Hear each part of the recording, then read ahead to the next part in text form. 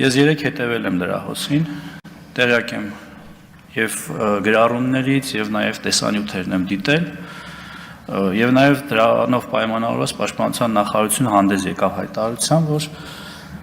սահմանի երկայնքով լինում են դեպքեր, երբ կան կրակոցներ,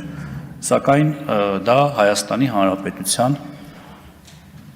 ուղղությամբ չէ։ Դուք ճիշտ եք տեսնում։ Սա ոչ թե առողջապահության, ֆինանսների կամ էկոնոմիկայի նախարարն է, այլ հենց Հայաստանի պաշտպանության նախարար Սուրեն Պապիկյանը, ով լրահոսից է տեղեկացել սահմանային կրակոցների մասին։ Մի փոքր դժվար է, չէ՞, պատկերացնել, որ պատերազմող երկրի պաշտպանության համար պատասխանատու կառույցի ղեկավարը այսքան անպատասխանատու կարող է լինել, բայց դե մեր ունեցածը էս է։ Պապիկյանն առանց ամաչելու եւ գլուխը կախելու հաստատում է կրակոցների առկայությունը, բայց առանց վարանելու խոսքը շարունակելով փորձում է մարդկանց մանիպուլացնել, թե դա Հայաստանի ուղղությամբ չի եղել։ Երբեմնի պատմության ուսուցիչը հավանաբար հայոց պատմությունից տկար է եղել եւ տեղյակ չէ, որ օրինակ Խնածախ գյուղը, որի բնակիչները տևական ժամանակ թշնամու կրակոցների տակ են լուսացրել, Հայաստանի սուվերեն տարածքի Սյունիքի մարզում է գտնվում եւ այնտեղ դեռ Հայաստանի քաղաքացիներ են ապրում, որոնց անվտանգության համար ինքը իր շեֆն ու ամբողջ ՔՊ-ն են պատասխանատու։ Սակայն Պապիկյանի իրականությունից կտրված հայտարարություններն այսքանով չեն սահմանափակվում։ Խոսքը շարունակում է ասելով, թե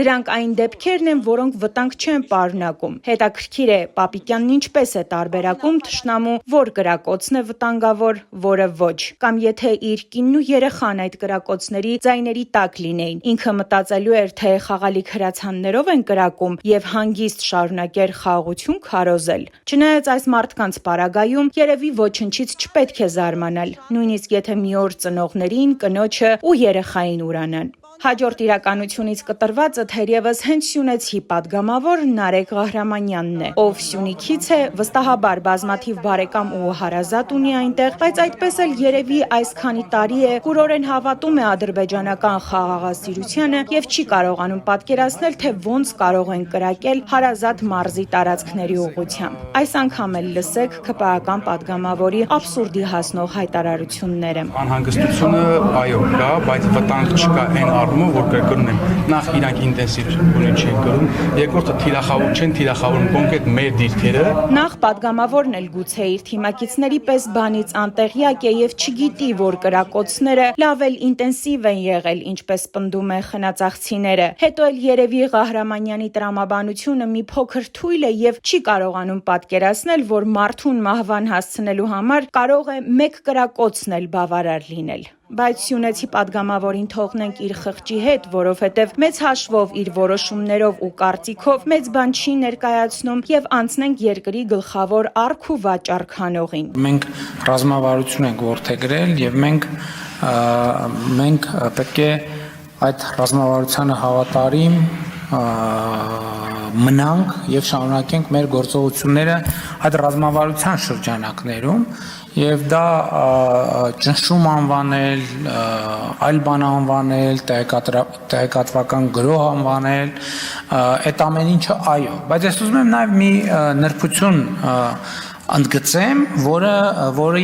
որին վերաբերյալ խոսեցի նաև նախորդ հարցերից մեկին, ամեն դեպքում մեր վերաբերմունքը հետևյալն է, որ